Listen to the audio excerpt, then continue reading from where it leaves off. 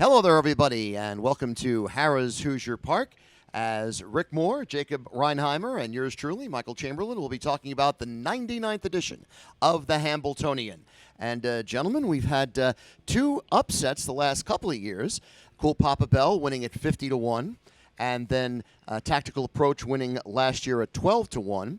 The thing about those two is both of them then subsequently came to Harrah's Hoosier Park and won races after their Hambletonian wins.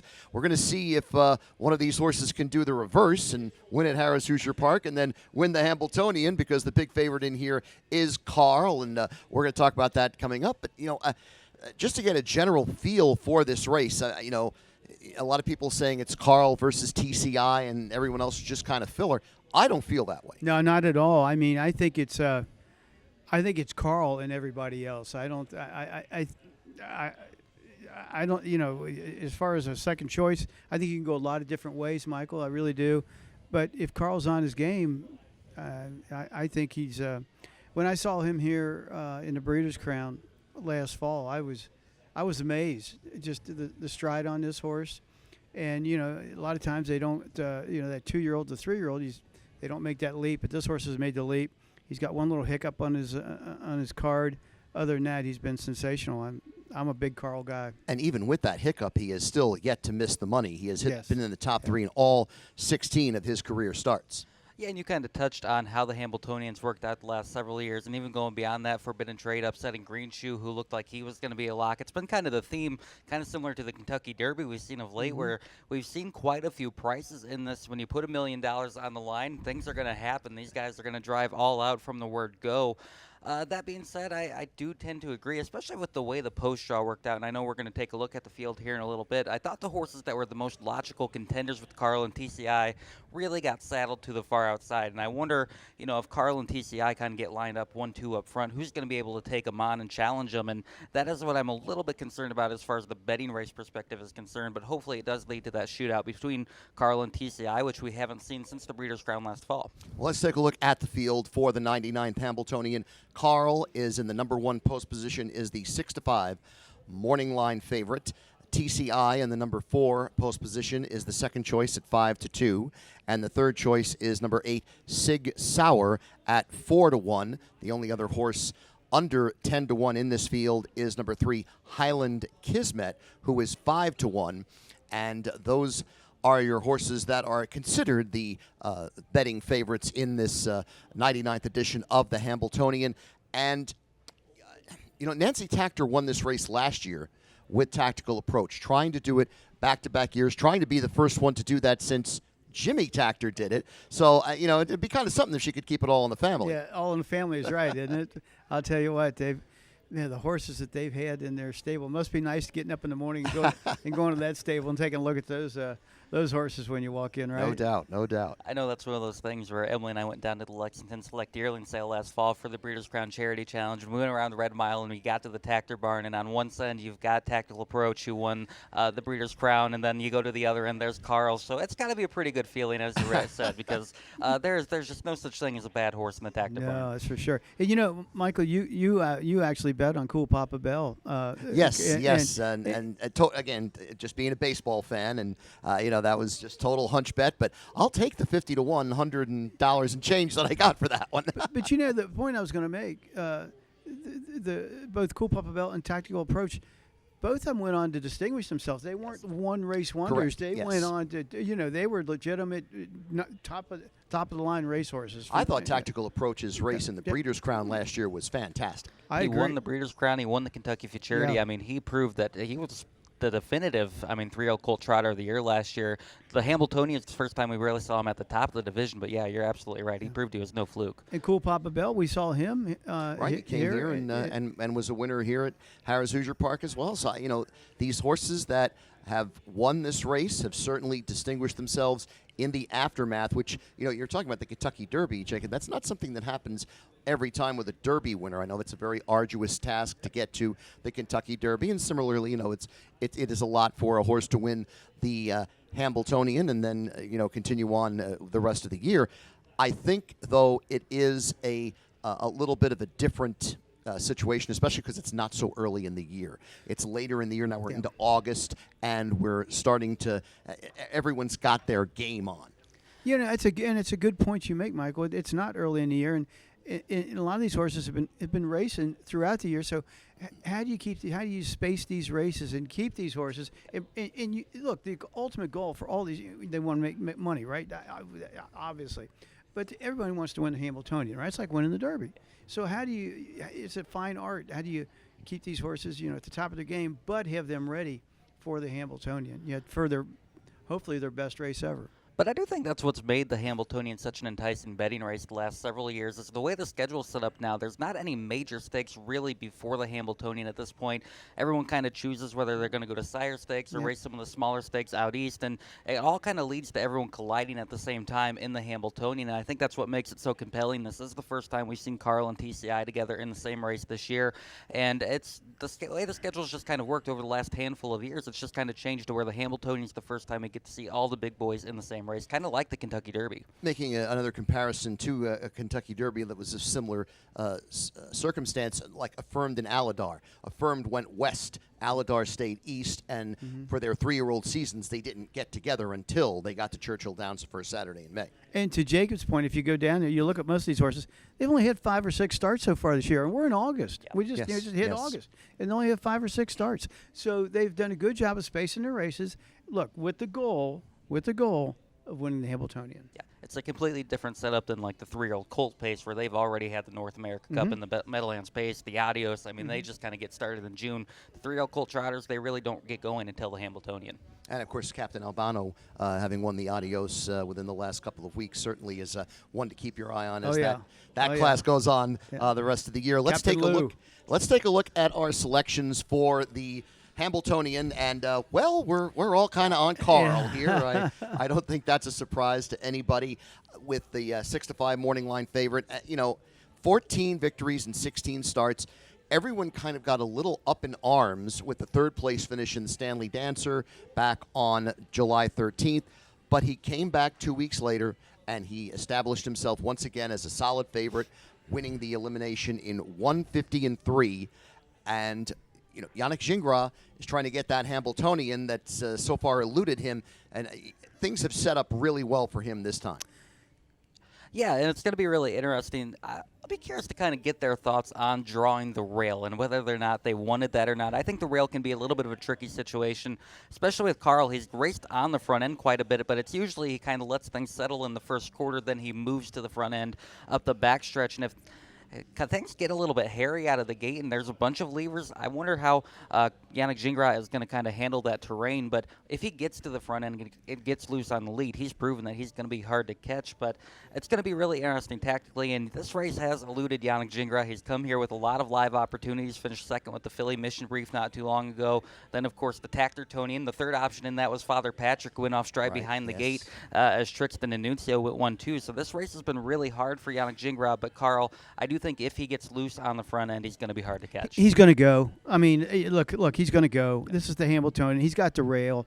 You take advantage of the rail. You don't take back. You go from the rail. And if someone wants to go blistering past you, let him go. Lay second or third. I'd love that. I love having the rail in a race like this. And I do tend to agree. Obviously, you want to get the inside and get that position established as quickly as possible. Who else do we think could possibly go in this situation? Well, that's a good question. I think TCI is going to want to be very close. I don't know if he has to be on the lead, but he's going to want to be close. I see him leaving. He's not going to, he's not going to take back. So I think TCI is one you're going to definitely look at to go out. He might even be in front. The horse that I really liked, and I'm glad that you used him second. I got Too Chicken to put him second, but that's Private Access. And had he drawn a little bit more towards the inside, I would have really looked at him as maybe an upset possibility because he has a lot of early gate speed, and he was really coming after TCI late in the lane in that elimination, just drawing to the far outside.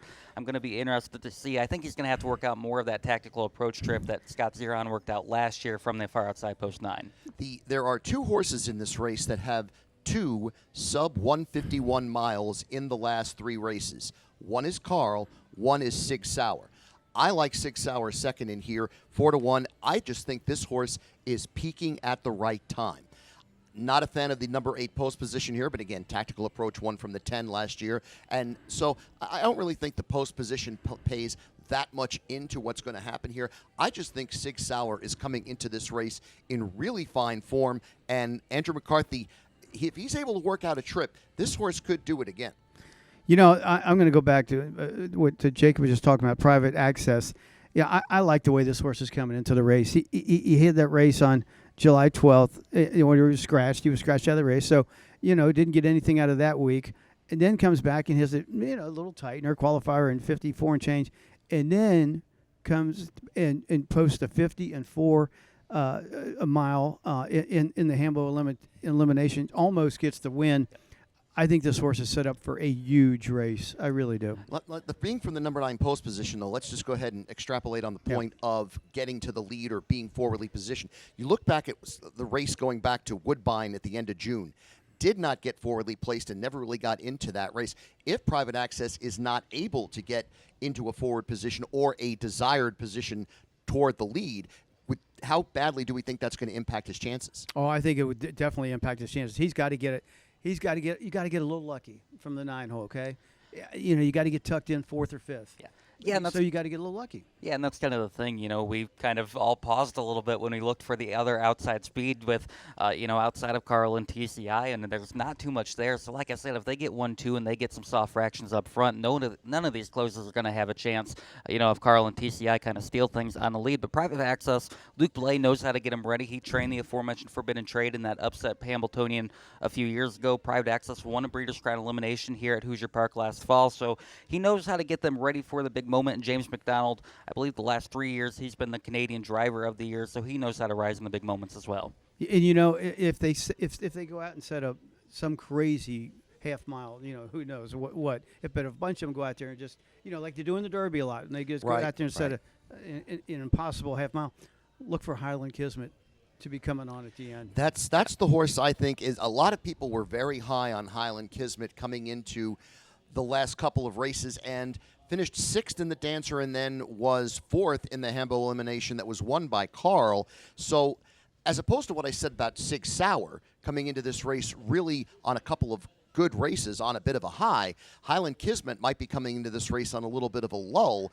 but horses have been known to rebound off those lulls very well. And I do think he's been racing well. If you go back and watch the Hambletonian elimination, he got home in 26-1. He had a ton of trot. He was flying at the end of the mile. He just left himself too much work to do. In the Stanley Dancer. And at the Meadowlands, especially in the summer when the track's lightning fast and the speed's holding the way it does, you don't want to give horses too much ground. I think with this inside post draw, he gets right in between Carl and TCI. If he can stalk from just off him, he has a chance. I agree, and I agree with you, Jacob. He did have too much to do. There's too many good horses to pass. You're not going to pass 7 horses of this caliber. No. You're just not going to do it. Especially in the mile was just a so half mile. They 55 and change, so they weren't flying. So he wasn't going to make up that much ground. But I do agree with you. From the inside, he gets tucked in and he gets loose. He could be tough. Yep. Now, Jacob and I each have a longer shot in addition in our top 4 selections. Jacob's is number 6, Bella's Muscle Hill for Nifty Norman, Scott Zeron, who was at the controls of Tactical Approach last year, trying to go back-to-back as well. And I like the 7, Secret Agent Man with Andy Miller, driving for Julie Miller. Jacob, why don't you go ahead and talk about your live long shot first? Yeah, I'm not going to leave the money man off in a $1 million race, as he kind of swept him last year. But I really like Bella's Muscle Hill. He got the perfect trip in the elimination that he was in with Carl. He got to sit right on Yannick Gingras' helmet turning for home, but I still thought he got home very well to finish a good second at a big price. Dave Miller opts to go elsewhere, going with TCI as everyone expected. Scott Zeron, the money man, that's a pretty good replacement. I think this horse has been racing very well. Shows trotting 150 and 3 in just straight condition company at the Meadowlands 3-back. He knows the track there. A 3-year-old rookie really just kind of figuring things out right now. And I do think if things get hot up front, he can stalk from just off him and give him threat. Now, my long shot I like is the 7, Secret Agent Man at 12-1. Not in deference to the Johnny Rivers song from years Which and years I ago. love that song, by the way. I like this horse for a couple of reasons. One, 3 starts back. Now, I granted a conditioned race is nowhere near the level of what we're talking about here, but went right to the front and went all the way in front to win on that occasion back on July 6th. Went 150 and 3 in that mile as well. After that, won the Tompkins at the Meadowlands 2 weeks later. coming from off the pace, was sitting mid-pack and made a move, got there with a very strong stretch drive, finishing up in 152, and then was fourth in the elimination behind TCI last time out, TCI in private access, and kind of did what you had to do. Just get into the final and go from there and see what you can do. I like the 12-1 on this horse. I like the fact you've got 2 wins in the last 3 starts, and Andy Miller is he's in that high echelon of driver too. So I'll take that 15-1 and use this horse in the exotics. And let me say this about your horse: this horse has been 5-2 the last 3 races, so he's taken tons of money. He's won a couple of them. Look, Carl went 56 and change from the rail. You weren't going to, or pardon me, TCI. Yeah. TCI went 56 and change from the rail. You aren't going to beat him going 56 and change from the rail when he doesn't even have to use his horse to get to the lead. And if you go back and watch the limb, I mean, Secret Agent Man was kind of the sacrificial lamb a little bit, the one that had to go first up and challenge. You're exactly TCI right, and that was there. He was the sacrificial lamb, and he wasn't going to beat TCI that day because TCI got it all his own way. And you getting those type of trips, 2 races. I've always said, you guys have heard me say, getting that perfect trip 2 times in a row doesn't normally happen. No, and that may be the cool Papa Bell hunch bet for me to throw a couple of bucks on in here if we can pull off an upset with that. So we all have Carl on top. Let's talk a little bit about betting strategy. We have a very prohibitive favorite. We all have this horse on top. What is your betting strategy going into this Hambletonian? How are you going to attack it?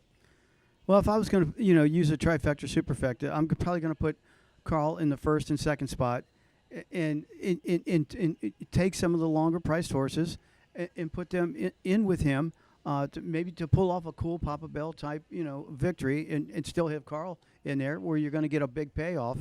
I can't. I'm just such a big Carl guy.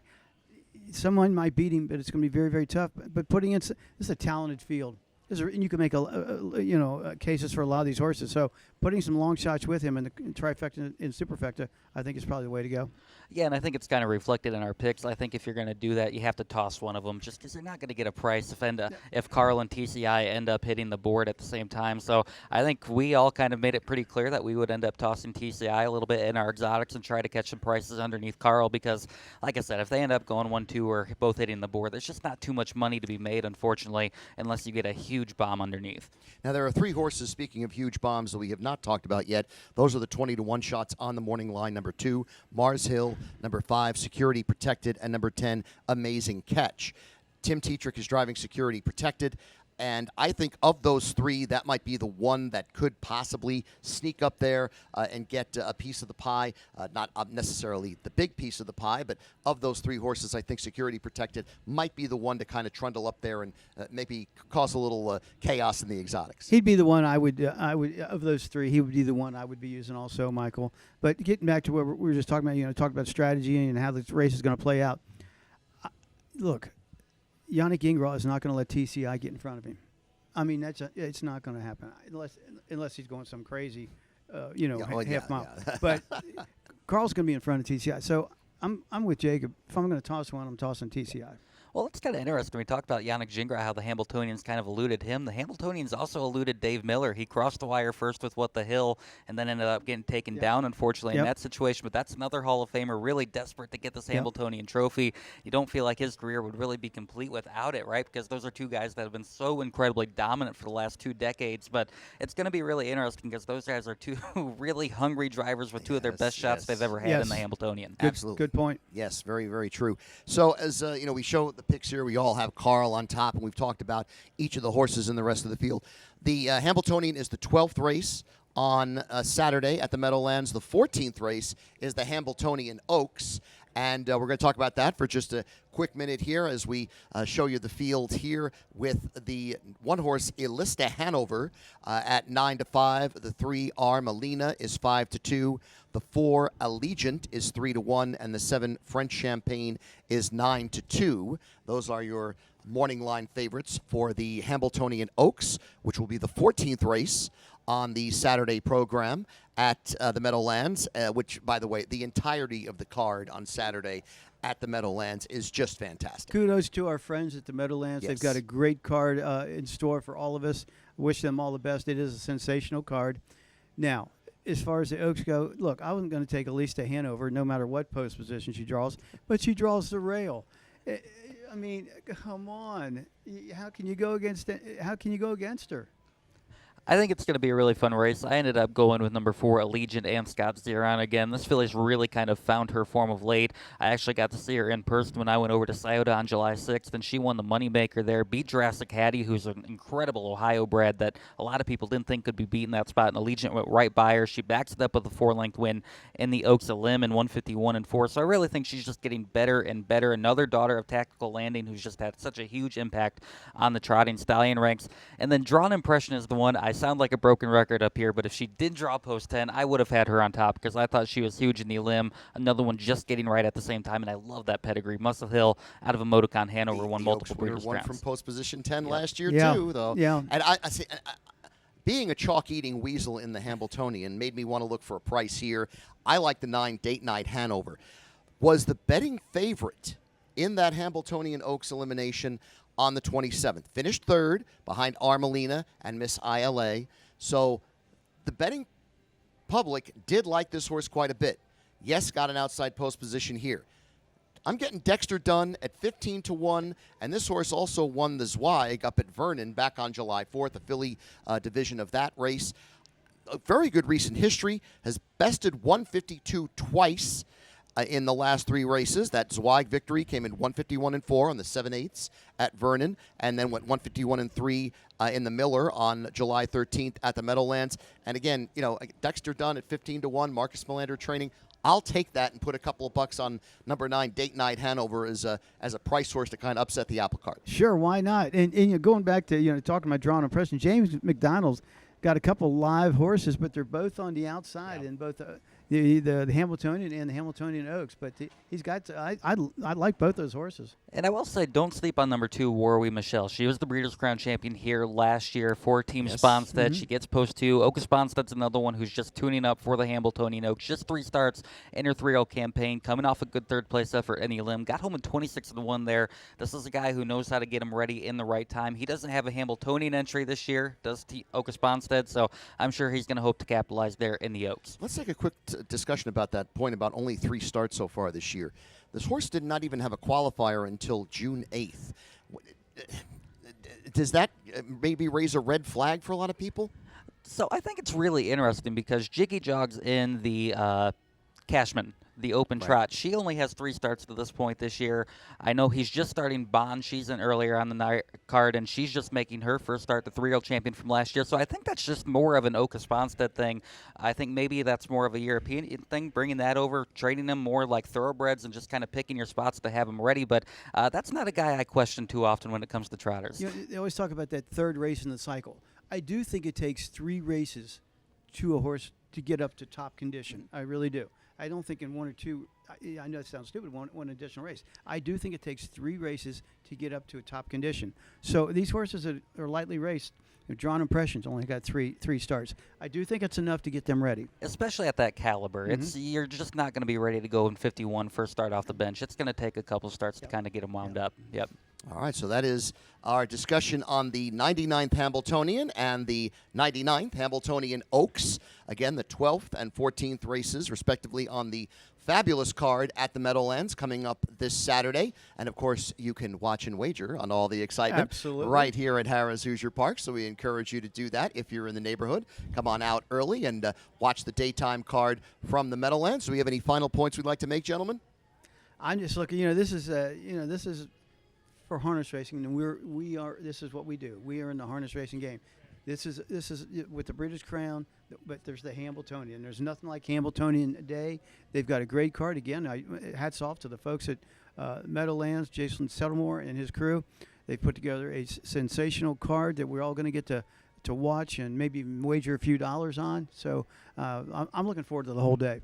Yeah, it's going to be a great card, really, from start to finish. I know we've kind of touched on it on the night drive. Also on the card is going to be the Sam McKee. That's the 8th race on the day. That's kind of the good preview for our Dan Patch Stakes, which we're going to see next Friday. That's got a full 11-horse field. I think that race is going to be a lot of fun and kind of a division that's still searching for a top kind of king of the mountain there. So I think that's going to be a lot of fun, and it's going to lead to really competitive Dan Patch next week, I think. You know, I think typically you're going to see about 6 horses, at least 6 horses, coming out of the Sam McKee and be in the Dan Patch. So take a good look at that race. Is an anticipation of what the Dan Patch may look like. Yep. Definitely, as we said, part of a fantastic card, and we'll be looking forward to seeing some of those horses from the Sam McKee here at Harrah's Hoosier Park next Friday night for our Dan Patch, the 31st edition of the Dan Patch Stakes here at Harrah's Hoosier Park. For Jacob Reinheimer and Rick Moore, I'm Michael Chamberlain, wishing the best of luck to you all.